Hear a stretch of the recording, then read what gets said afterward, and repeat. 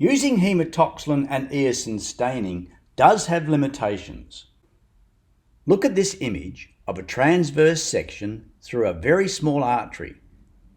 In the middle, you see a whole heap of little bright red stained cells.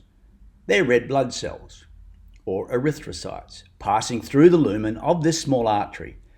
Notice that they're acidophilic or eosinophilic. Based on the information I've explained earlier, ask yourself why. The pink stained area forming the wall of the artery actually contains a number of different tissue components.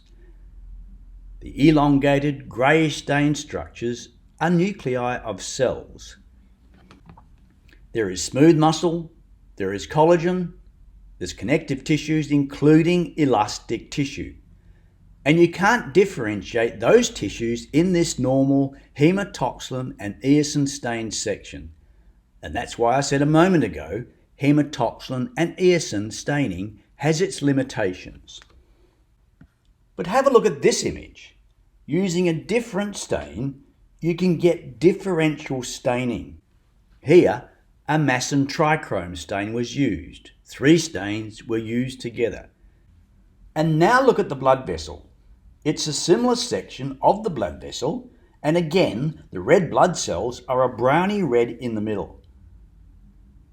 But you start to see bluish and reddish components in the wall of the artery, and even on the outside of the artery, you see this rather flimsy bluish tissue. This trichrome stain is distinguishing between collagen, which is blue, and smooth muscle, which is stained a browny red colour. The smooth muscle in the artery wall is going to contract or relax and alter the dimensions of the artery and therefore the amount of blood that flows through it. The collagen is supporting the artery, making it strong so it doesn't burst under excessive blood pressure, but also attaching this small artery to surrounding tissues in its location.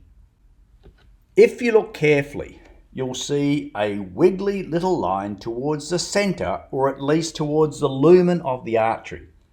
That's an internal elastic lamina, a common feature of small arteries. Differential staining and other stains that I'll describe briefly enable you to see more detail of what tissues are composed of, rather than just relying on a hematoxylin and eosin description.